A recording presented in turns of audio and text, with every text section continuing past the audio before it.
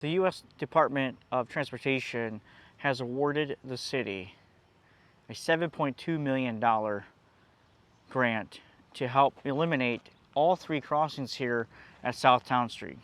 I spoke to the mayor of City of Fostoria, who's been advocating for this for several years to help allow residents and emergency responders into the Iron Triangle, which is well known here in the City of Fostoria. So here's what the mayor has to say.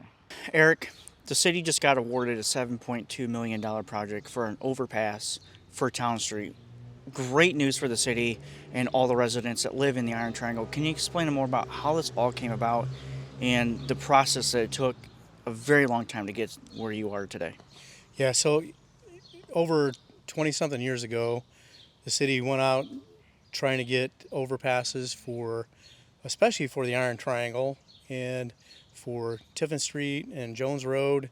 And unfortunately, the other two made it, and the one that we really wanted to get emergency vehicles in and out of the Iron Triangle didn't make it to fruition. So we never gave up on it, and we're trying to find a way to get either emergency vehicles in there or get people out of there if there's trains. And so we started pushing for this overpass. We've been working on it for roughly 5 years, but this nice coalition came together. The Ohio Rail Commission, ODOT, CSX, Norfolk and Southern, Renee Smith down at FEDC as not only our grants writer but representing economic development, and we all started working together to make this happen. Applied for this particular grant, and so not only received this grant but an ODOT grant, and so roughly $14 million worth of overpass will be built into the Iron Triangle on Town Street to get people in and out of there, get emergency vehicles in and out of there, and it's just a huge win for the community and especially for the people that live down in the Iron Triangle. And we go back to this. It takes a partnership, it takes teamwork. It took, like you said, a coalition to get everybody on the same page at the same table to discuss the objectives here. And the objective was to get an overpass so you can get emergency vehicles in and out, and residents are not trapped in there due to stopped trains, as we know that's an issue in the city. Yep. But it's great to have those working relationships with all the partners involved at your local, state, and federal levels. Yeah, you look at those partnerships: the Rail Commission, ODOT, CSX, Norfolk and Southern, and then us, the locals. I mean, just what a great group to get together, and we're all pulling on the same end of the rope, and man, did it pay off. So we're happy to make the announcement and glad it's going to take some time. We don't want to get everybody's hopes up that it's going to happen tomorrow, but we will have a public hearing. I don't know exactly when, but it should be one of the first steps in this process is choosing what the bridge is going to look like that goes in there, and there'll be a lot of public input that'll be involved in that.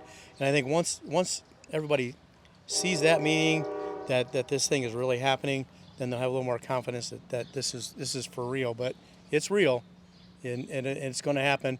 It may take a couple years, but it's going to happen. That's very great news.